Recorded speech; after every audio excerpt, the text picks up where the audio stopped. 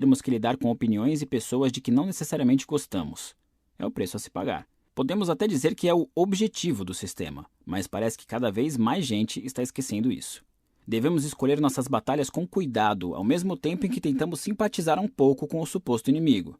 Devemos encarar as notícias e a mídia com uma dose saudável de ceticismo e evitar ideias pré-concebidas sobre os que não concordam conosco. Devemos priorizar valores como honestidade, fomento à transparência e a aceitação da dúvida, em vez da necessidade de estar sempre certo, de se sentir bem e se vingar.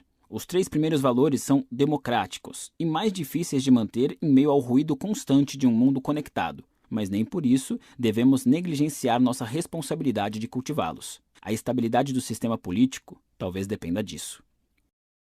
Faixa 7. Não existe caminho. Muitas pessoas podem ler tudo isso e dizer: ok, mas como? Eu entendo que os meus valores são uma porcaria, que evito a responsabilidade pelos meus problemas e que sou um merdinha arrogante que acha que o mundo gira em torno de mim e de todas as inconveniências que passo. Mas qual é o caminho para mudar? E como resposta, eu digo, fazendo minha melhor imitação de Yoda: mude ou não mude, não existe caminho. Nós já escolhemos, a cada momento de cada dia, as coisas com as quais nos importamos. Então, para mudar, basta escolher nos importarmos com outras coisas.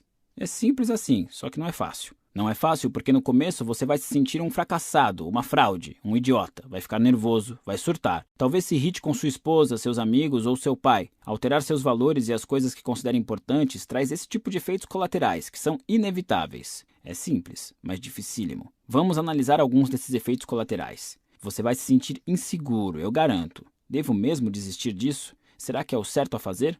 Abrir mão de um valor no qual você se apoiou durante anos causará desorientação, como se você não soubesse mais diferenciar o certo do errado. É difícil, mas é normal. Em seguida, vai se sentir um fracassado, tendo passado metade da vida se avaliando através do valor antigo. Ao mudar suas prioridades e medidas, você não vai se reconhecer. Será como jogar fora algo no qual você confiava, e isso invariavelmente trará um sentimento de fraude ou desvalorização.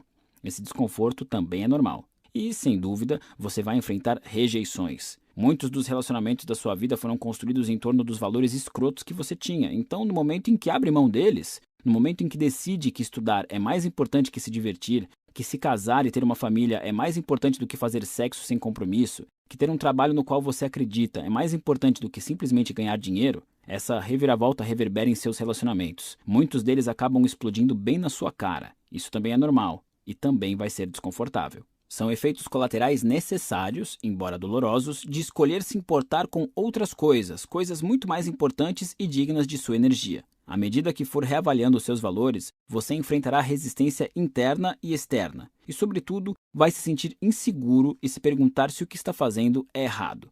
Como veremos, isso é bom. Pasta 6. Faixa 1. 6. Você está errado em tudo. Eu também. 500 anos atrás, os cartógrafos acreditavam que a Califórnia era uma ilha. Médicos acreditavam que abrir um corte no braço de uma pessoa, ou fazê-la sangrar por qualquer parte do corpo, curava doenças. Cientistas acreditavam que o fogo era feito de algo chamado flogisto. As mulheres acreditavam que passar urina de cachorro no rosto amenizava os sinais de envelhecimento. Os astrônomos acreditavam que o Sol girava em torno da Terra. Quando era pequeno, achava que medíocre era um tipo de legume que eu não queria comer. Achava que meu irmão tinha encontrado uma passagem secreta na casa da minha avó porque ele conseguia ir para o quintal sem sair do banheiro. Alerta de spoiler, era uma janela. Por algum motivo qualquer, eu também achava que, quando meu amigo ia com a família para Washington, D.C., eles tinham conseguido voltar no tempo para a época dos dinossauros. Na adolescência, eu dizia para todo mundo que não me importava com nada, quando na verdade me importava demais. Outras pessoas governavam meu mundo sem que eu soubesse. Eu achava que a felicidade era determinada pelo destino e não pelas minhas escolhas. Achava que o amor era algo que simplesmente acontecia, que não exigia esforço e empenho. Eu achava que ser descolado era algo a ser aprendido com os outros e que exigia prática, não que era um conceito criado por nós mesmos. Pensei que ficaria para sempre com minha primeira namorada. Quando esse relacionamento acabou, achei que nunca mais amaria outra mulher. Então, quando amei outra mulher, achei que só amor às vezes não é suficiente. Foi quando percebi que cada indivíduo decide o que é suficiente e que o amor pode ser o que permitimos que seja. Em todos esses momentos, eu estava errado. Em todos os aspectos. Passei boa parte da vida equivocado em relação a mim mesmo, aos outros, à sociedade, à cultura, ao mundo, ao universo, a tudo. E espero continuar assim até morrer. Assim como o Mark de hoje pode olhar para trás e ver cada defeito e erro do Mark do passado, um dia o Mark do futuro vai olhar para as ideias do Mark de hoje, incluindo este livro, e perceber falhas semelhantes. E vai ser bom, porque vai indicar que eu cresci. Segundo dizem, Michael Jordan certa vez afirmou que falhou muitas vezes e que por isso chegou lá. Bom, eu sempre estou errado em relação a tudo e é por isso que a minha vida está em constante melhora. Crescimento pessoal é um processo infinitamente repetitivo. Quando aprendemos algo novo, não passamos de errados a certos, passamos de errados a um pouco menos errados. E quando aprendemos algo adicional, passamos de um pouco menos errados a um pouco menos errados do que antes, e em seguida, menos errados ainda, e assim por diante. Aproximar-se da verdade e da perfeição não leva à verdade nem à perfeição. Não devemos procurar a resposta certa, e sim tentar eliminar nossos erros de hoje para estarmos um pouco menos errados amanhã. Visto dessa perspectiva, o amadurecimento é um processo bastante científico. Nossos valores são nossas hipóteses. Esse comportamento é bom e importante, aquele outro não. Nossas ações são as experiências. As emoções resultantes e os padrões de raciocínio são os dados disponíveis. Não há dogma correto nem ideologia perfeita. Existe apenas o que a sua experiência demonstrou ser o certo para você. Mesmo assim, provavelmente essa experiência também está meio errada. Uma vez que você, eu e todo mundo temos necessidades, histórias pessoais e situações de vida diferentes, inevitavelmente chegamos a respostas corretas, diferentes sobre o significado da vida e sobre como devemos viver. Minha resposta correta envolve viajar sozinho por anos a fio, morar em lugares obscuros e rir dos meus peidos. Pelo menos essa era a resposta correta até pouco tempo atrás. Certamente ela vai mudar e evoluir, porque eu mudo e evoluo. E conforme avanço em idade e em experiência, vou reduzindo meus erros e ficando cada vez menos errado todos os dias. Tanta gente fica obcecada por estar certa a respeito da vida que acaba não vivendo. Uma mulher é solteira e se sente só, quer um parceiro, mas nunca sai de casa nem faz nada para mudar esse quadro. Um homem trabalha como um louco e acha que merece uma promoção, mas nunca diz isso explicitamente ao chefe. Os outros dizem que ambos temem o fracasso, a rejeição, ouvir um não. Não é essa a questão. A rejeição dói, ok. Fracassar é uma merda. Mas nos apegamos com mais força a algumas certezas, certezas que temos medo de questionar ou abandonar, valores que deram significado à nossa vida ao longo dos anos. A mulher não sai para conhecer parceiros em potencial porque seria obrigada a confrontar as crenças que nutre sobre a própria capacidade de atração.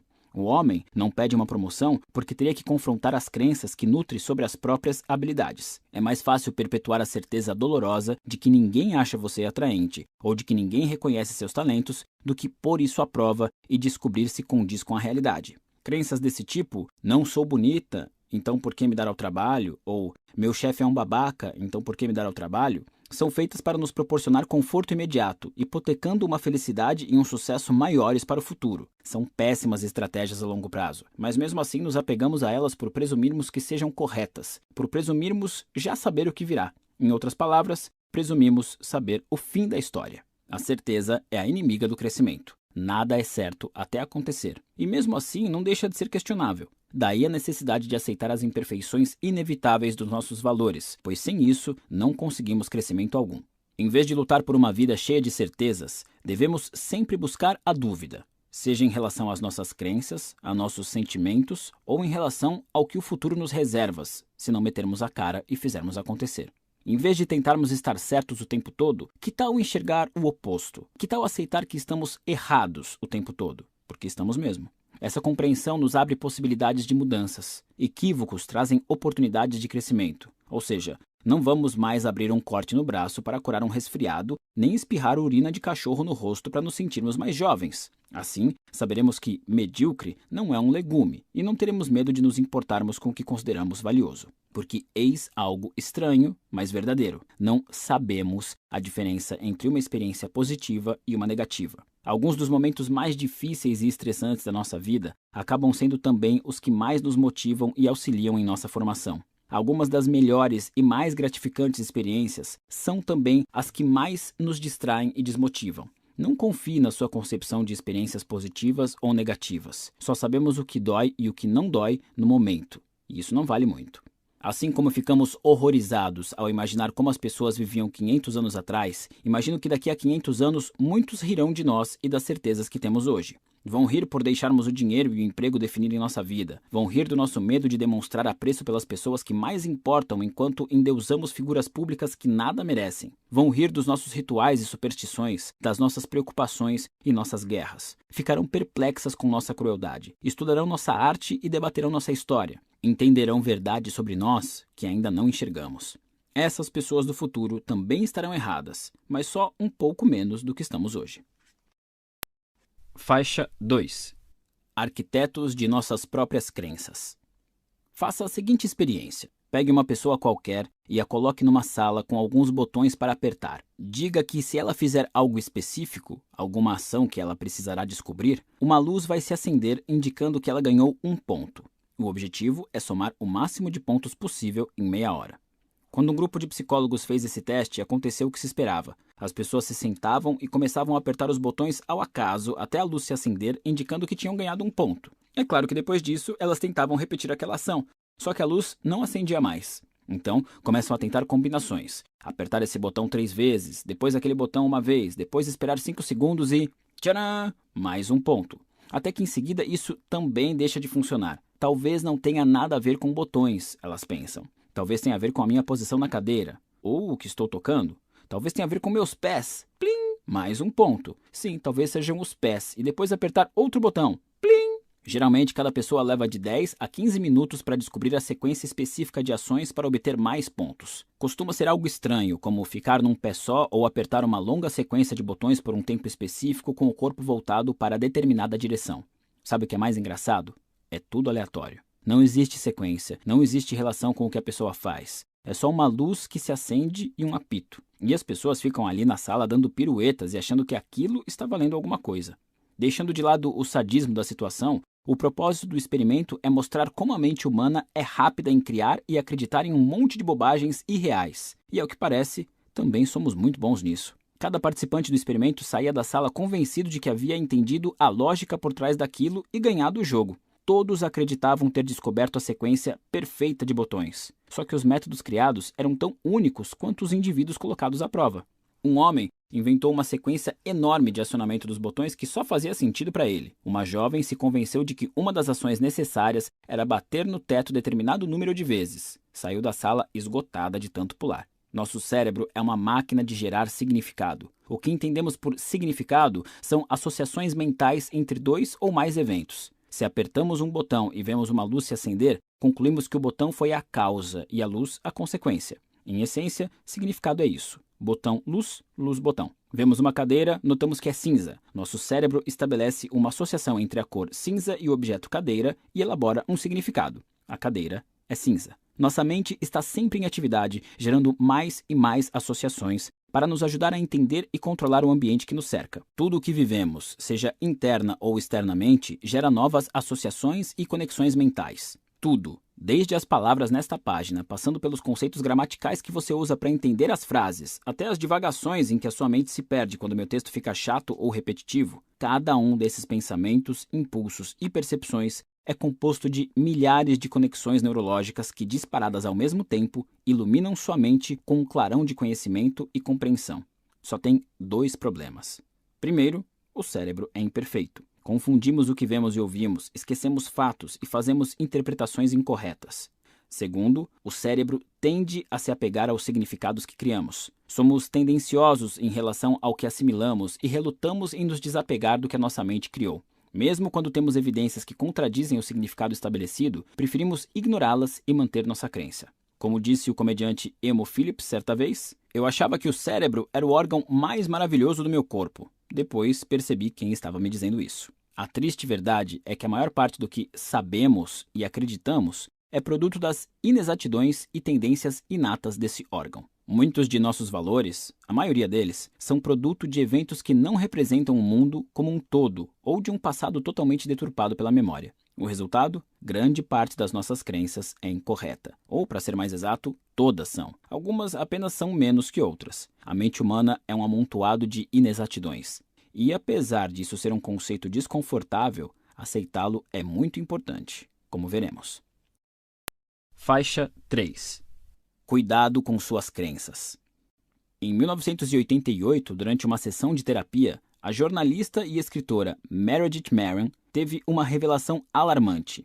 Na infância, ela fora abusada sexualmente pelo próprio pai. O surgimento dessa lembrança reprimida, a qual Meredith vivera alheia até então, foi um choque para ela. Aos 37 anos, ela confrontou o pai e contou à família o que havia acontecido. A família inteira ficou horrorizada. O pai não hesitou em negar categoricamente. Alguns parentes ficaram do lado de Meredith, outros do lado do pai. A árvore genealógica rachou ao meio, e a dor, que havia muito definido o relacionamento de Meredith com o pai, começou a se espalhar como bolor pelos familiares. A revelação devastou a todos. Em 1996, Meredith teve outra percepção chocante. O pai não tinha abusado dela. Pois é, foi mal aí. Meredith tinha inventado a lembrança com a contribuição do profissional de psicologia, ainda que bem intencionado. Consumida pela culpa, ela passou anos tentando se reconciliar com o pai e com outros membros da família, vivendo entre constantes pedidos de desculpas e explicações até a morte dele. Mas era tarde demais. A família nunca mais foi a mesma. Meredith não está sozinha. Como consta em sua autobiografia My Lie, A True Story of False Memory, os anos 1980 testemunharam diversos casos de mulheres que acusaram parentes de abuso sexual e se retrataram tempos depois. Na mesma época, muitas pessoas também alegavam saber de cultos satânicos em que se abusava de crianças, mas apesar de investigações em várias cidades, a polícia nunca encontrou evidências das práticas doidas que eram descritas pelos acusadores. Por que, de repente, o pessoal cismou de inventar lembranças horríveis de abusos e seitas? E por que nos anos 1980? Já brincou de telefone sem fio quando era criança? É aquela brincadeira em que uma pessoa diz uma coisa no ouvido da outra e depois a frase vai passando por umas 10, até que a última ouve uma frase que não tem nada a ver com a original. É mais ou menos assim que a nossa memória funciona. Uma coisa acontece. Dias depois, nos lembramos da situação com algumas inexatidões, como se nos tivesse sido sussurrada e mal compreendida. Se contamos a alguém sobre o que aconteceu, precisamos preencher as lacunas no roteiro com novos elementos para que tudo faça sentido e ninguém ache que a gente é louco. Então, começamos a acreditar na versão corrigida, e na vez seguinte que contamos o que aconteceu, reproduzimos nossas invenções. Só que, por não corresponderem à realidade, contamos as coisas de um jeito meio incorreto. Um ano depois, bêbados, recontamos a história e a modificamos um pouco mais. Ok, sejamos honestos, inventamos completamente cerca de 1/3 da história. Na semana seguinte, sóbrios, não queremos admitir a mentira e por isso mantemos a versão revisada e expandida pelo álcool. 5 anos depois, nossa história foi exatamente assim que aconteceu, eu juro por Deus e pela minha mãe mortinha. É no máximo 50% verdadeira. Todo mundo faz isso. Eu faço. Você faz. Por mais honestos e corretos que sejamos, estamos sempre sujeitos a enganar a nós mesmos e a outros, porque nosso cérebro é programado para ser eficiente, não fiel. Não só nossa memória é uma droga, a ponto de testemunhos oculares não serem necessariamente levados a sério em um julgamento, como nosso cérebro tem um funcionamento nada imparcial. Como? Bom, ele está sempre tentando analisar nossa situação atual com base no que já acreditamos e já vivemos. Toda informação nova é avaliada segundo padrões e conclusões prévios. O resultado é um cérebro sempre tendencioso em relação ao que consideramos ser verdade em determinado momento. Se temos um relacionamento maravilhoso com nossa irmã, por exemplo, vamos interpretar a maior parte das lembranças com ela sob uma perspectiva positiva. Quando o relacionamento azeda, é comum começarmos a ver as mesmas lembranças sob nova ótica, reimaginando-as de forma a explicar a atual raiva que sentimos. Aquele presente lindo que ela nos deu no Natal assume conotações de condescendência. Aquela vez que não fomos convidados para a casa de praia passa de erro inofensivo para uma tremenda negligência. A história falsa de Meredith faz muito mais sentido quando entendemos os valores que guiavam sua mente naquele momento. Em primeiro lugar, o relacionamento entre ela e o pai sempre foi tenso. Segundo, ela tivera uma série de relacionamentos amorosos complicados, incluindo um casamento desfeito. Assim, já de saída, relacionamentos íntimos com homens não eram a maior maravilha para Meredith, em termos de valores. No começo dos anos 1980, na mesma época em que descobriu o feminismo, Meredith começou a pesquisar sobre abuso infantil. Todo dia era confrontada com histórias e mais histórias terríveis de abuso e por anos trabalhou no apoio a vítimas de incesto, geralmente meninas pequenas. Também escreveu muito sobre vários estudos que foram publicados na época. Estudos que, como se descobriu mais tarde, superestimavam em muito a incidência de molestamento infantil. O mais famoso deles afirmava que 1/3 das mulheres adultas tinha sido molestada na infância, número desmentido posteriormente. Para coroar, Meredith se apaixonou por uma mulher sobrevivente de incesto. O relacionamento evoluiu para uma codependência tóxica, em que Meredith continuamente tentava salvar a namorada do passado traumático, e a outra, por sua vez, o explorava como arma emocional para ganhar o afeto de Meredith. Falarei mais sobre isso e sobre limites no capítulo 8. Enquanto isso, o relacionamento de Meredith com o pai piorava. Ele não via de forma respeitosa o relacionamento homossexual da filha. E ela fazia terapia com uma frequência quase obsessiva. Os psicólogos, cuja atuação talvez fosse um tanto influenciada pelos próprios valores e crenças, insistiam na ideia de que não podia ser apenas o trabalho estressante e os relacionamentos não saudáveis que deixavam Meredith tão infeliz. Só podia ser algo mais profundo. Nessa época, uma nova forma de tratamento chamada terapia de memórias reprimidas estava se popularizando. A abordagem consistia em colocar o paciente num estado de transe, durante o qual era encorajado a desencavar e reviver lembranças esquecidas da infância. Geralmente, eram lembranças boas, mas a ideia era acessar também, ao menos, alguns traumas. Então, ali estava a pobre Meredith, infeliz, lidando com o incesto e abuso infantil todo o santo dia, sentindo raiva do pai, tendo tolerado uma vida inteira de relacionamentos fracassados com homens, e a única pessoa que parecia entendê-la e amá-la era outra mulher que realmente sofrera tal trauma. Isso sem contar as lágrimas diárias que derramava no divã de uma pessoa que exigia o tempo todo que ela se lembrasse de algo novo que não lhe vinha de jeito nenhum. Então, voilá! Eis a receita perfeita para a lembrança de um abuso sexual que nunca aconteceu. Quando nossa mente processa as experiências, a prioridade é interpretá-las de forma que sejam coerentes com acontecimentos anteriores, assim como sentimentos e crenças já conhecidos. Mas, com frequência, passamos por situações sem correlação entre passado e presente. Em tais ocasiões, o que se passa no momento se perde diante de tudo que tomamos como verdadeiro e razoável a respeito do passado. Em nome da coerência, nossa mente pode inventar lembranças. Ao relacionar as experiências presentes com aquele passado relembrado, conseguimos manter o significado que já estabelecemos. Como já notamos antes, a história de Meredith não é única, muito pelo contrário. Nos anos 1980 e começo dos anos 1990, centenas de pessoas inocentes foram acusadas injustamente de violência sexual sob circunstâncias parecidas. Muitas foram presas por isso. Para aqueles insatisfeitos com a vida, essas explicações sugestivas, combinadas com a mídia sensacionalista, havia uma epidemia real de abusos sexuais e violência ritualística se desenrolando e qualquer pessoa podia ser vítima, davam ao inconsciente um incentivo para exagerar ligeiramente as lembranças. Esse mecanismo fundamentaria o sofrimento do indivíduo, colocando-o no papel de vítima e isentando-o da responsabilidade. A terapia de memórias reprimidas agia como um meio de extrair esses desejos inconscientes e moldá-los na forma de lembranças aparentemente tangíveis. Esse processo e o estado de espírito resultante se tornou tão comum que ganhou o nome Síndrome da Falsa Memória e gerou mudanças nos tribunais. Milhares de terapeutas que utilizavam esse método foram processados e perderam a licença de trabalho.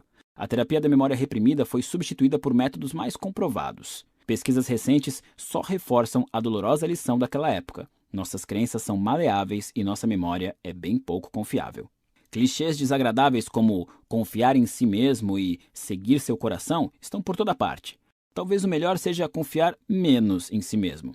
Afinal, se nosso coração e nossa mente são tão falhos, precisamos questionar ainda mais nossas intenções e motivações. Se está todo mundo errado o tempo todo, não seriam o ceticismo e a rigorosa objeção a nossas crenças e suposições o único caminho lógico para o amadurecimento? Sei que a ideia pode parecer assustadora e autodestrutiva, mas na verdade é o contrário. Não só é mais segura, como é libertadora.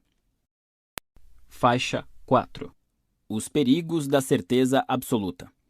Erin está sentada diante de mim à mesa do restaurante japonês e tenta explicar por que não acredita na morte.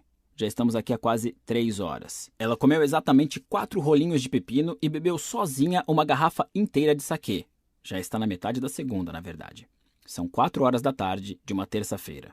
Eu não a convidei. Ela me caçou pela internet e pegou um avião para vir me encontrar. De novo. Não é a primeira vez. Erin está convencida de que pode evitar a morte, mas também de que precisa da minha ajuda para isso. Só que não estamos falando de ajuda profissional. Se ela precisasse apenas do aconselhamento de relações públicas ou algo assim, tudo bem. Não, é mais do que isso. Erin precisa de mim como namorado. Por quê? Depois de 3 horas de perguntas e uma garrafa e meia de saquê, ainda não sei dizer.